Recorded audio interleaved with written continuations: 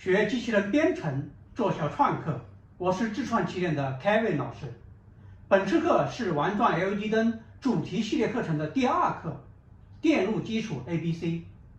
主要任务有：首先，我们学习电压、电阻和电流的基本概念，并学会用万用表进行测量。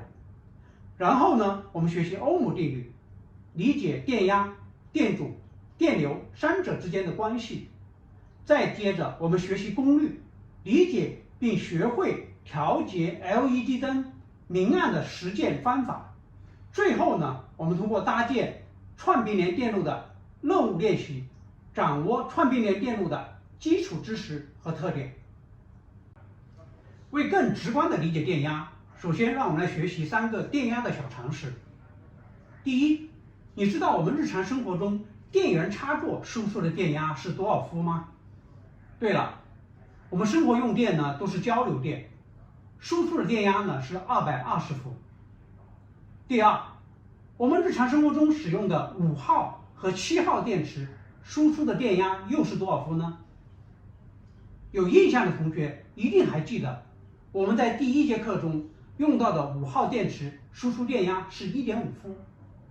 ，7号电池的输出电压也是1.5伏，它们只是个头大小有差别。第三，冬天气候干燥时，我们接触化纤衣服时，经常会有触电的感觉。你知道这时候静电电压有多少伏吗？而我们人体能承受的安全电压又是多少伏呢？对了，我们人体安全电压是36伏，超过36伏的稳定电压就可以对人体造成伤害。冬天给我们造成触电感觉的静电电压可以达到几千甚至几万伏，但是由于只是瞬间的超高压，所以只是给我们带来了不适，而不会给我们带来伤害。电压到底是什么？电压又叫电位差或者电势差。单位电荷在静电场中由于电势不同产生的能量差，这是电压的标准定义，是不是有点难以理解？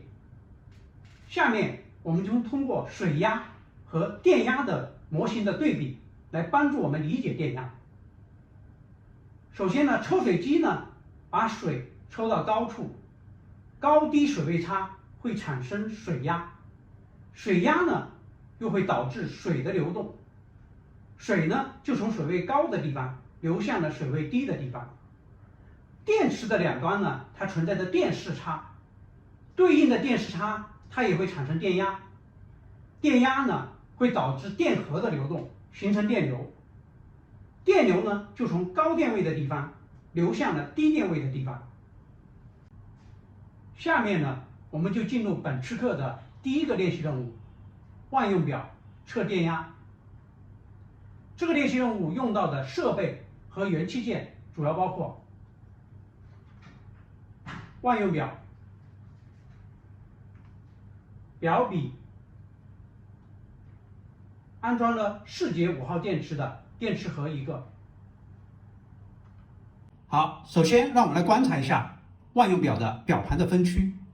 万用表根据测量对象的不同呢，表盘的分区分为直流电压区、交流电压区、直流电流区和电阻区。每个分区呢还有不同的规格和档位。然后我们再看一下表盘最下方有3个表笔的插孔，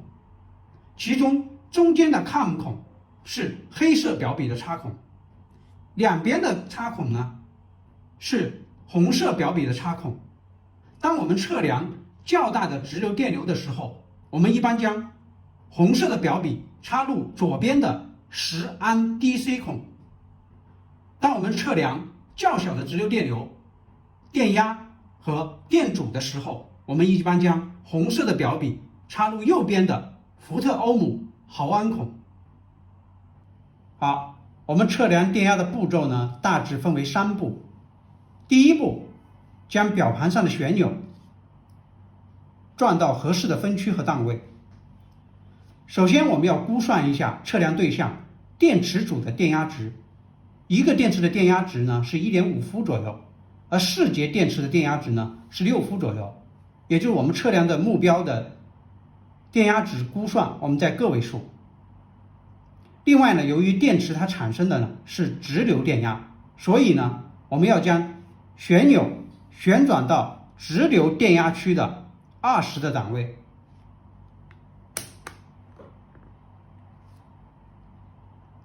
第二步，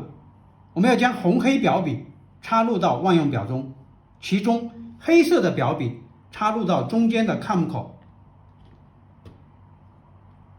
红色的表笔，因为我们测量的是电压值，所以要插入到右边的伏特欧姆毫安孔。第三步，表笔的探针要接触测量对象的正负极，其中红色的表笔接触的是正极，黑色的表笔呢接触的呢是负极。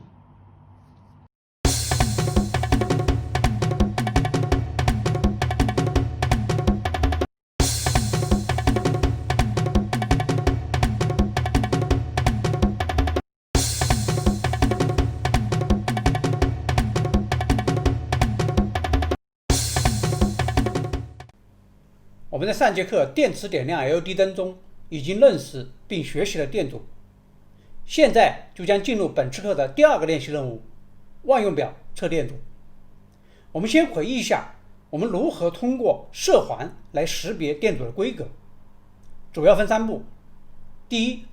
首先我们判断电阻表面最边上的色环是否有金色或者银色，如果有的话，金色或者银色就要摆放在最右边。第二，如果最边上的色环没有金色或银色的话，我们要再判断2条最边上的色环和相邻色环之间距离的疏密，其中距离较疏的边色环我们放到最右边。第三，确定色环的左右顺序后，就可以确定哪几条色环代表数字，哪条代表倍率，哪条代表误差率，从而正确的读出电阻值。好了，现在老师手上呢就有个电阻，上节课呢我们已经通过色环识别出它的阻值呢是220欧姆，允许误差率呢是1%。现在呢我们就用万用表来测量一下它的阻值。第一步，我们根据识别的电阻值220欧姆，将万用表上的旋钮转到电阻区最合适的档位，显然这里旋转到2K 的档位最合适。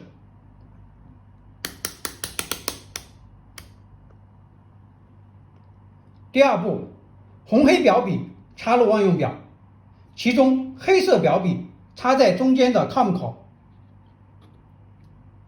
红色表笔插入伏特欧姆毫安孔。第三步，红黑表笔延伸出鳄鱼夹头，由于探针和电阻的引脚不方便进行紧密的接触，我们用红黑双头鳄鱼夹线各一根，分别夹住探针。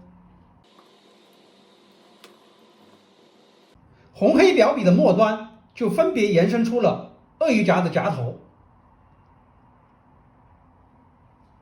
第四步，由于电阻的引脚不区分正负极，我们用2根表笔的鳄鱼夹分别夹住电阻的引脚，即可进行测量。从万用表的屏幕读出测量值是219欧姆，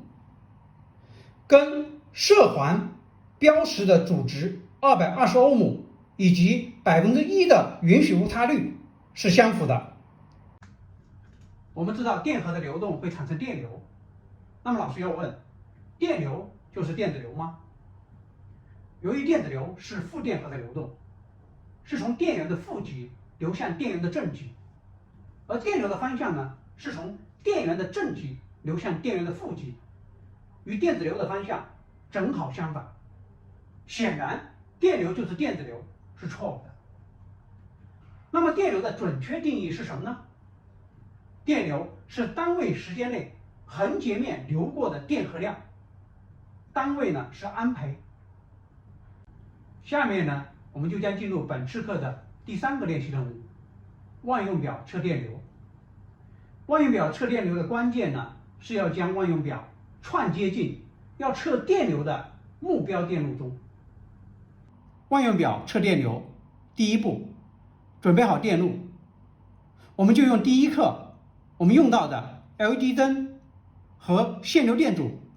串接成的串联电路。现在我们稍加调整，我们将电源轨黑色负极跳线连接电阻的那一端从面包板上拔出，形成断路，为万用表串接进电路预留接口。第二步，我们估算电路中电流的大小。电池组提供了6伏的电压，电路中的电阻值大约为220欧姆，估算电流值等于6伏特除以220欧姆，等于大约27毫安。第三步，准备好万用表。首先，我们根据估算的电流值27毫安，将表盘的旋钮旋转到直流电流区域最合适的档位200毫安。然后，我们将红色表笔插入伏特、欧姆、毫安孔，黑色表笔插入中间的 COM 口，红黑表笔探针端我们接双头鳄鱼夹的线，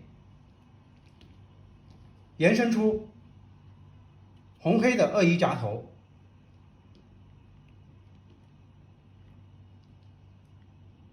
然后第四步，我们将万用表串接进电路进行测量并读出结果。其中红色的表笔鳄鱼夹头夹住断路处的电源正极方向，也就是这个电阻的这个端角。黑色表笔的鳄鱼夹头我们夹住断路处电源的负极方向，也就是这个跳线拔出的这个端角处。